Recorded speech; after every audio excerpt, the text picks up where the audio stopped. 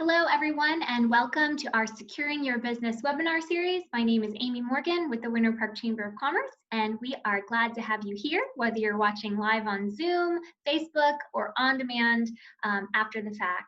So welcome. I want to let you know we will have time for questions at the end of this presentation, and you are welcome to type them in the chat box, place them in the Q&A feature of Zoom, or if you're on Facebook, go ahead and comment right there on your Facebook. So looking forward to hearing your questions later in this presentation.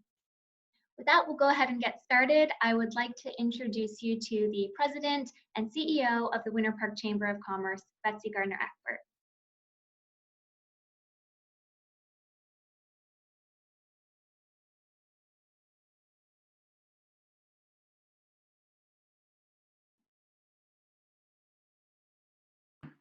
Sorry, we're having technical difficulties over here today. Amy, thank you so much. Thank you to all of you who are watching, and thank you to our team for putting this series together. We did this to live out our mission promise as we all began working from home and in the aftermath of this pandemic, and we are thrilled that it's been providing value for our community and for our members who are trying to make plans to get back to work and secure their health care and get back to a normal functioning of their lives. So we're particularly proud to deliver on our mission promise, which is to convene people and ideas for the benefit of our businesses and our community. So today we're going to have our partners from Advent Health here with us, and we are thrilled to hear about how we're going to be able to have some continuity in our healthcare as we move into this phase 1 and phase 2 segment of our unprecedented time during the COVID-19 crisis. So our speakers today are Melissa Marshall and Dr. Mitch Malfair, both of Advent Health. And Melissa Marshall currently serves as the Director of Emergency Services for Advent Health Winter Park and Oviedo campuses.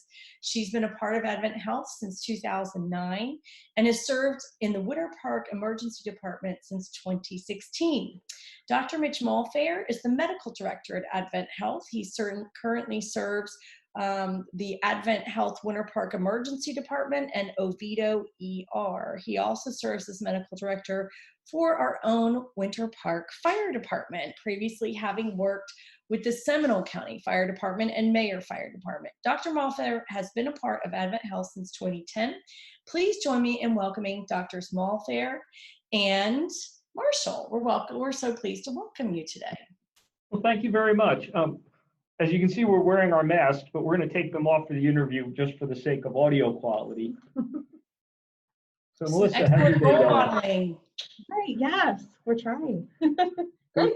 We're going to give the Winter Park community some updates on what's happening in our emergency department and what's happening for the community as a whole, healthcare-wise. I know that a lot of people are very, very concerned and afraid right now. And we want to offer reassurances and real information that they can use for their healthcare. So, Melissa, there's a lot of things that we've done in the department since early March. Right. Preparing for this. What are some of those things that we've done? Some of the things we've done is, first of all, I know that everyone has been very familiar with the national discussions on the shortage of personal protective equipment, which includes gloves and masks and gowns and things like that.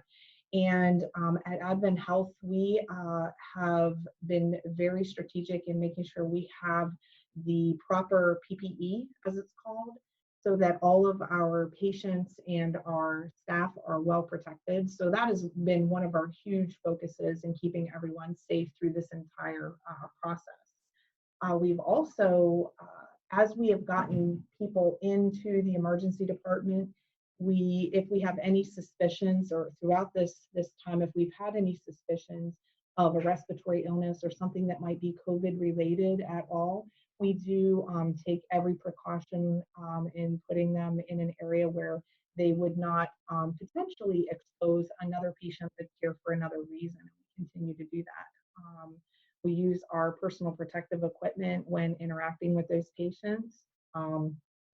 Upon entry into the any entrance of the hospital, every patient, visitor, staff member, anyone who enters our doors have a temperature screening, and they are also given a mask. So everyone who enters our doors wears a mask of some type the entire time that they are inside of our building. Those are a few things. Sure, and we have hand sanitizer throughout the entire building. Right. And encourage the use of that. Of course, that's with the staff and with our visitors. We really want to reassure people that every precaution that we can possibly take is being done to protect our patients and our visitors as well as our staff. This is a contagious disease. The precautions that we take are probably precautions that the community should have been taking all along, like strict hand washing and avoiding touching their face. But this has really brought that to the daily lives of everybody in the community. The ER itself, we've actually divided into separate areas for people with respiratory illnesses, so that if you had an ankle injury, you don't have to worry about being next to somebody who's coughing and has a fever and suspicious for a respiratory illness. Right. And I know that Dr. Mulfair, you've been instrumental in developing some of the techniques that we use to ensure if we do have a very, very sick patient and we have to put them on a ventilator, what are some of the things that we follow to make sure that they are safe, the staff is safe, and there's no undue exposure? That's a great question, and especially with something like this, because our medical community had really no experience with this until the new year, when this outbreak in Wuhan, China became evident at the end of December. So it's been an evolving process for the medical community worldwide. And we've had actually worldwide conversations with people from France and Italy and up in New York City about their techniques and what has worked and what has not worked for them. We've been at actually an advantage, and that the cases that we have seen have come a little bit later. We've had a lot more time to prepare for these things. Mm-hmm. We had some of these precautions put in place 5-6 weeks ago, beginning of March, even longer than that. When we're doing things that potentially can spread or aerosolize this disease, which is primarily spread through droplet. Droplet would be as if you coughed or sneezed on someone. Aerosolized would be when it becomes a finer mist type particle. And during some medical procedures, these can aerosolize. So we've developed ways of vacuuming the aerosolized particles under a drape for some of these procedures to protect our staff and to prevent the spread of the aerosol to the surrounding areas in the room. Mm-hmm. Thank you. And then I will follow that by saying that whenever we do have those procedures and those types of patients, we do some extra steps with cleaning and making sure that those areas are decontaminated to the fullest extent prior to or using them for any other procedures or patients. And the fire department is actually doing that as well. We have a system called Aeroclave, and I have no interest in the company.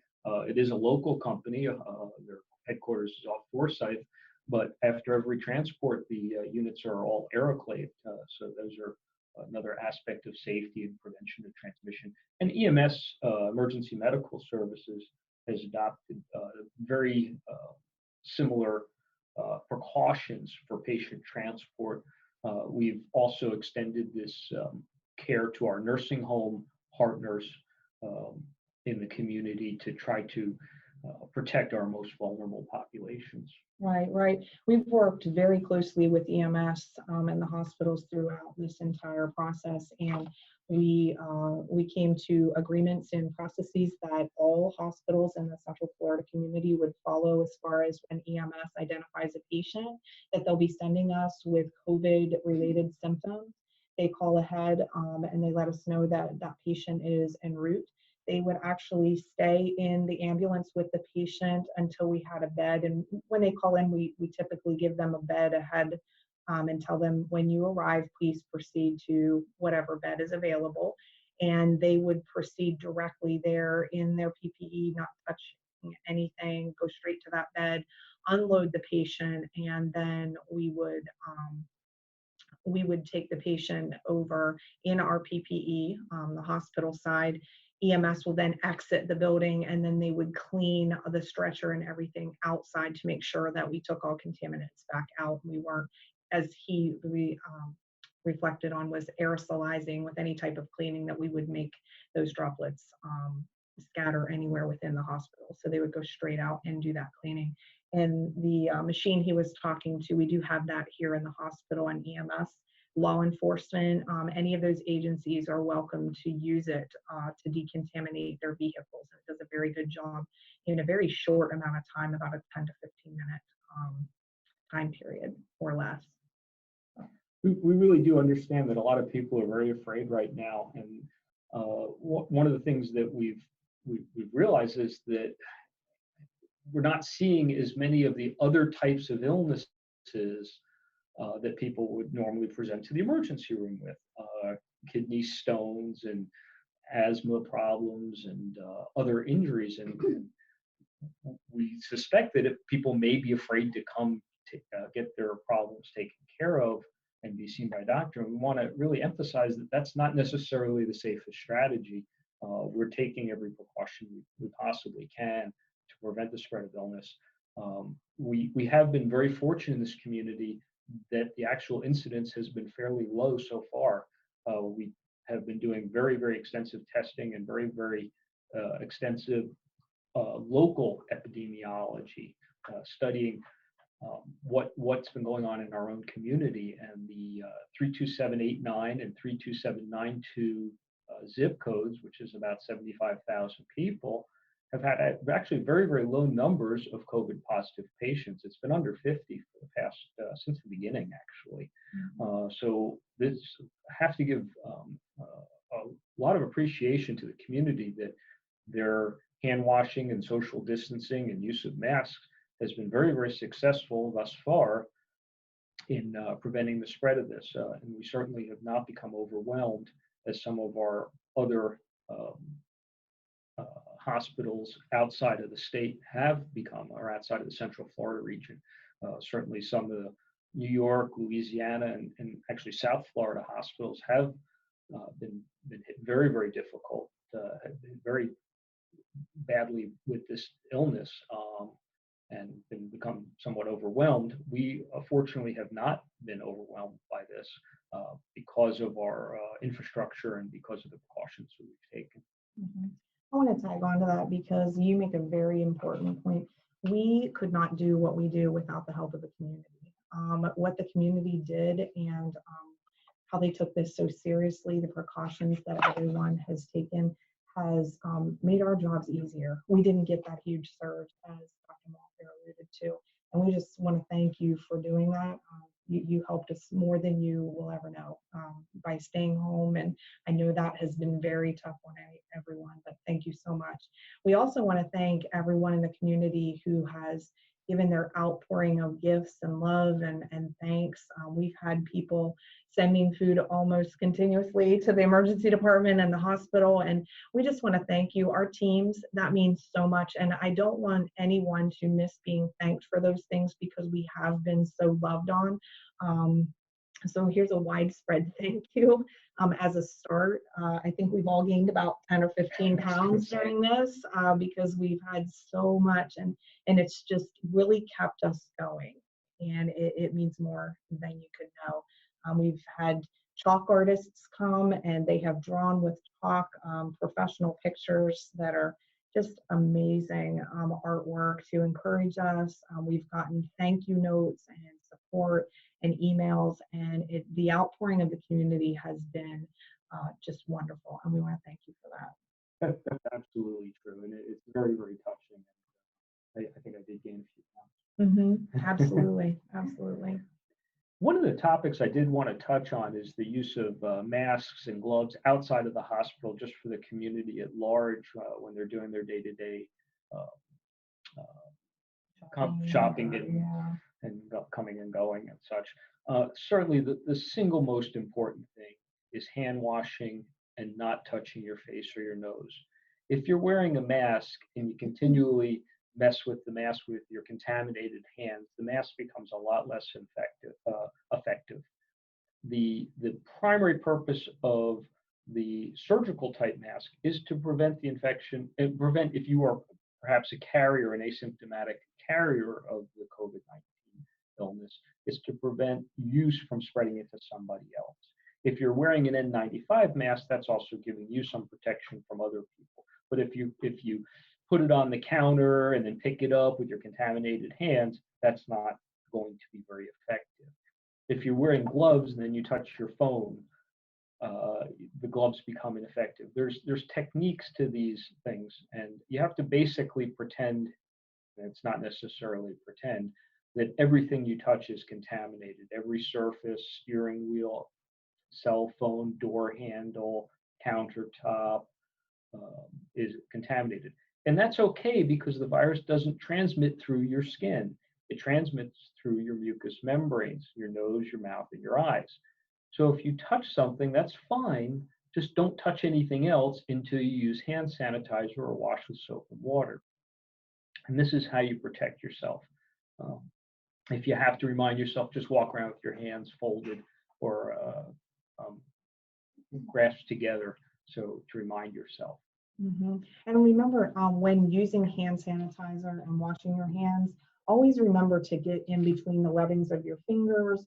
You can do something like this to get under your nails, really scrub good, and make sure that you do it for long enough. A quick hand wash is not going to be long enough. You have to do it for at least 20 to 30 seconds. People say singing happy birthday is sometimes a good estimate of time, but make sure that you do it. Use some real friction and get all areas of your hands when hand washing. They might have some questions for us. They might. Have we got any questions from the Winter Park audience? All right, let's open it up for questions. So if you're on Zoom right now, we would encourage you to go ahead and type your question in the chat box. If you're on Facebook, go ahead and comment on this Facebook Live video. And we do have a couple that we can start off with now. Okay, first one is, you mentioned the temperature checks at the entrance. I think that helps everyone feel safer going into the hospital, but we'd like to hear a little bit more about that as far as what exactly are you looking for as the range of temperatures, and what do you do when someone is in that danger zone? Okay. If they, of course, if they're a patient and they come in with any temperature, they're going to go straight in. We just want to see if they have a fever. So we can give an alert to the triage nurse and say, hey, this person has a fever and they're coming in as a patient, so that we can make sure we have those precautions in place that we were talking about, using proper PPE, putting them in the correct room, and that. If a visitor comes in, and we are allowing one visitor per person per day in the hospital, we did have a more strict guideline with visitors early on in this to make sure that we weren't spreading to people who weren't sick. But we are allowing one visitor per day. But if a visitor comes in with a temperature of 100.0 or higher, we will ask that they don't enter the facility. The same goes for staff members. If the staff members have a temperature of 100 or greater, they will not enter the building. They have a hotline number that they call immediately for employee health. They make a report that they are running a temperature, and then they go through an employee health process to be tested for COVID, and they have to come back with 2 negatives in a row before they can return to work. And just to tail on to that, we are actually testing all staff at Advent Health also. And if people test negative, they may be an asymptomatic carrier, then they will have to have that, they'll be away from work for a period of 3 days. They will test again. If it's still positive, they will then be out for an additional 7, but they have to have 2 negative tests in order to return. Okay, great. Thank you so much for answering that one. We actually also had that danger zone temperature question in another one of our webinars, but you are best suited to answer it. So thank you. So 100 is the kind of threshold that, would you say that would be the same for businesses that might choose to test their employees, would that be a good reference point going forward for them as well? That's what we're using. What do you feel from a medical standpoint? So technically, a fever is 100.4 Mhm. or greater. So this gives us a little fudge room in there, and it's hopefully an accurate skin temperature or oral temperature. And we use a disposable thermometer cover. And we've even started using the infrared so that we don't have to make any contact at all. They just get very close to the forehead, and it's an infrared. It's a highly accurate form of temperature taking. And there is a certain amount of responsibility on the individual in that hopefully if you aren't feeling well, that you stay home and self-quarantine. Absolutely. Well, thank you so much for answering that one. Another one that came through was actually about that, the limit on visitors in specific for maternity related visits. So it sounds like 1 visitor per day is now the standard. Is that right? Correct. That Okay, is the current standard. That's great. I know that I have several friends that are pregnant, and it's on their minds about, if their husbands will be able to join them. So glad to hear that at Advent Health that's still an option and a safe option. So we do have some additional resources we're using, such as iPads and Chromebooks that we have in the hospital, so that people can FaceTime with their visitors and do some virtual visiting. So we are trying to facilitate that. Our care managers are on the floors of the hospital and helping people with that so that they can see their loved ones virtually if they aren't able to come in and see them. Okay, wonderful. Most of us are moms and dads, and we get it. Mm-hmm. But we want mom to go home healthy. We want baby to go home healthy. We know that grandma and grandpa can't wait to see the baby, but we don't want any of these people to be vectors to grandma and grandpa, which in this case, for this particular illness, seem to be the most vulnerable population. Absolutely. And last question that I have received so far, what are your thoughts about a potential spike in our community as we all start leaving our houses and kind of experiencing social life again in some ways? Can you just speak to just your thoughts on that? I know it's not a science, but just your general impressions would be helpful. It's a difficult question to ask. I will not be surprised if we see sporadic cases. I think, and this is just my own perspective of following the epidemiology, I don't necessarily think there's going to be a huge spike, but I think that we'll have continual sporadic cases for some period of time. And that will mostly be mitigated by how the community behaves and their travel patterns and how well they do the precautions of washing the hands, the mask, the social distancing. I think that we can resume some degree of normalcy in our lives if we do it cautiously and take the necessary precautions. Absolutely. Well, thank you so much for answering those questions, and thank you to those that submitted your questions earlier. I will go ahead and pass it back to Betsy to close us out. Thank you, Amy, and thank you to our partners at Advent Health Winter Park. We appreciate you being with us today and answering our questions. We really appreciate you keeping our community safe right now. We know you all have been working some long hours under extreme conditions, and we are really grateful for that. We would love for you to follow us on social media, on Facebook, Instagram, Twitter, and LinkedIn, or log on to winterpark.org and opt in to receive our newsletter. Leadership Winter Park Class 31 will begin on schedule in the fall in August. And so we are taking applications for that. The priority deadline is Friday, May 8th, which is tomorrow. Contact A. Morgan at winterpark.org with further questions. And upcoming webinars for next week, Monday, May 11th, Marketing Your Business in the COVID Age. Dan Ward, who's president of Curly and Pin, will be helping shape our awareness of how to think about marketing during this extraordinary time. And our 3rd annual legislative update is on Wednesday, May 13th from 10 to 11 a.m., moderated by Scott Maxwell of the Orlando Sentinel. And it will be a virtual webinar format. Register at winterpark.org. The legislators we have to confirm to participate so far are Senators Linda Stewart and Victor Torres, and Representatives Escamani, Goff, Marcel, Mercado, and Guillermo Smith. So we're looking forward to that next week and hope you'll join us for that. Thank you so much for being with us today. Thanks to our team for doing such a great job on these series, and thank you for joining us. Many thanks again to Advent Health.